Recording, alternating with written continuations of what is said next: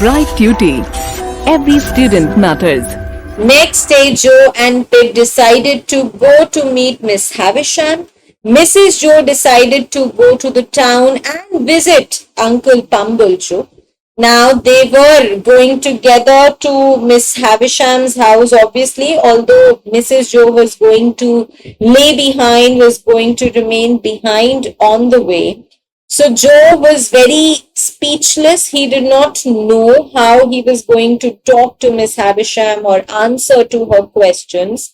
And Pip was very well aware of how awkward Joe was feeling at that time. And the fact, Pip was even sad and disappointed at the fact that since Joe was uneducated, the speech that he would give was going to be equally uneducated. So when they went there, Miss Havisham asked Joe whether he wanted a premium, a good amount for Pip's apprenticeship. And when Joe told Miss Havisham that no, he did not, she still handed Pip 25 guineas that she called it as the premium that Pip had earned by working at her house. She asked them to go, telling that Pip should not return back to her house ever again, and that now he needs to work with Joe as his apprentice, as his helper. Pip and Joe, they left Miss Havisham's house and they started walking to Uncle Pumblechook, where Mrs. Joe was waiting for them. She was sad and disappointed and heard that she did not get a chance to meet Miss Havisham. So Joe lied to her that Miss Havisham sent her good wishes for her and could not meet because she was not in a good health. Listening to this, Mrs. Joe got very happy and she did not want to know what the truth was. Then Joe handed over those 25 guineas, the amount that Miss Havisham had given. Uncle Pumblechook, Joe and Mrs. Joe, they very hurriedly took Pip to the town hall where he was officially going to be pronounced as Joe's apprentice, and this procedure was to take place in front of a judge. Now, Uncle Pumblechook was actually pushing Pip around the entire hall as if he was some sort of a criminal who'd committed a crime. And then Pip noted that the interior of the hall was very strange and everything was very weird.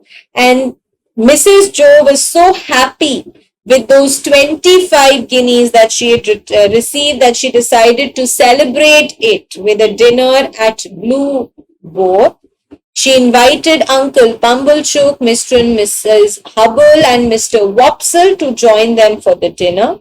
The dinner was very well enjoyed by each one of them. Everybody was happy except for Pip, who felt that these adults were actually very strange and disappointing kind of people.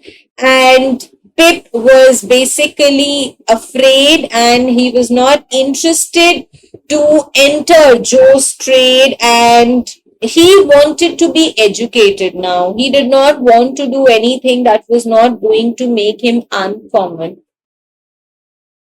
So Pip was, as I told you, he did not want to do it. So when you are unwilling to do something, you're miserable at it. So he was miserable in his apprenticeship to Joe, and he was tortured by the fact that he was just a common man. Joe's forge, where he would, proceed his act of the blacksmith, that forge, the trade, and everything continued to add to his disappointment. All the places, all the activities that he was interested in before meeting Estella now did not interest him at all, because he knew that no matter what he does, Estella was still going to consider him to be a common person whose hands were very coarse and rough. Pip described himself to be growing restless day by day, unsatisfied day by day. He walked through the marshes feeling disappointed, and he was feeling very sad. He was feeling very upset.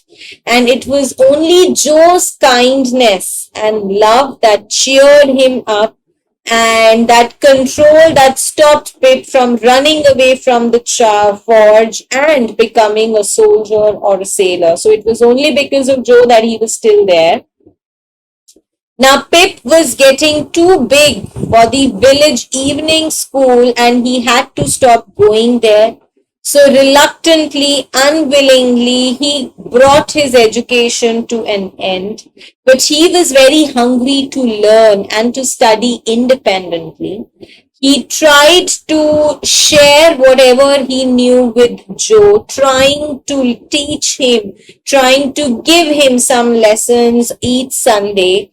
But Pip was very discouraged that Joe would never remember anything that he would teach him. Pip admitted that the lessons he would give to Joe were not generous. He was not very kind when he did that. Rather, what he intended to do was to educate Joe so that he would prove to be more helpful to the society, and obviously he'd be able to do something more in life. Now, during one of the lessons, Pip told Joe that he would go to Miss Havisham. Joe was not very sure about Pip going there now that Miss Havisham had told that she did not want him to see him. So Pip suggested that he would just visit her to thank her, and Joe was concerned that Pip was not going to be able to make anything in the blacksmith forge, because no matter what he does, nothing would be able to make Miss Havisham happy. Now, eventually, gradually, Joe said that he supported Pip. If he would wanted to visit Miss Havisham, then he was happy with that. He is okay with that. He gave Pip a half holiday the next day so that he would go and visit. But he warned Pip that he should not visit her again. Now, the next day at the forge, Joe's very lazy and very angry and unfriendly friend Orlick, who, called himself as the Doge, he heard about Pip's half holiday and angrily demanded one for himself as well. When Joe did not ask him, did not agree to that, Mrs. Joe protested. She started fighting with Joe that he was that he was simply wasting the money. He was simply wasting the wages that he was paying to his employees. Orlick insulted Mrs. Joe, calling her foul, calling her a bad and wicked lady, and this made Joe very angry, and he asked Orlick to go back from there, and there was a fight that began between Joe and Orlick, and Joe was stronger than Orlick, and therefore he won that. And later Pip found that they were sharing beer and cleaning the forge together. So they both fought first, and then they cleaned the forge and had beer together. Now, Pip wanted to meet Miss Havisham, so he went there. He entered the house. He was led upstairs by Sarah Pocket, who did not know what Pip was doing today. When Miss Havisham saw Pip, she immediately informed Pip that she was not going to give him anything, but she got a little better and polite when Pip assured her that that he did not come here because he wanted anything from her. He had just come here because, she only told him that he can visit her on her birthdays. Now, Miss Havisham then again insulted Pip by saying that Estella had come to see him, and she insulted by saying that Pip had come to see Estella, and informed Pip that Estella had gone abroad to study. She asked Pip if he felt that he had lost her, if he felt hurt and disappointed and heartbroken, with which Pip obviously replied in the negative. Now, when Pip came back, he ran or he met Mr. Wopsle on the way, who was on his way to meet Uncle Pumblechook for a reading day. So he was going to read The Tragedy of George Barnwell and convinced Pip to come along. The three of them read the tragedy, and Pip played the role of Barnwell. Mr. Wopsle and Uncle Pumblechook, they insulted and scolded Pip because the way he was reading was not good, and the character that he played, that character involved murdering his uncle. Now, when he came back home, the road was very misty. It was covered with fog. Mr. Wopsle and Pip discovered Orlick under the turnpike house. So, under the house, they discovered him.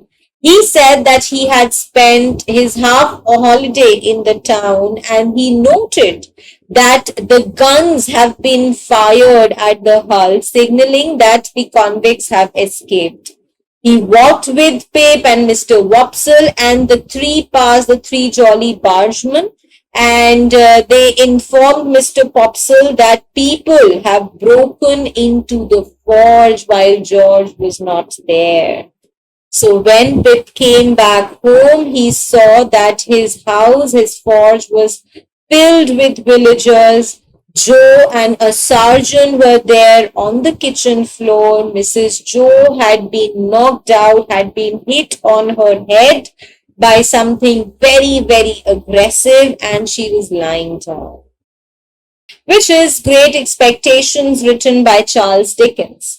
So what we read in the last video was that Mrs. Joe was attacked by someone in the forge when she was alone. And now we'll see what happened later on. So that night, Pip was convinced that he himself, was somehow connected with what happened to his sister, and that he was going to be suspected for that.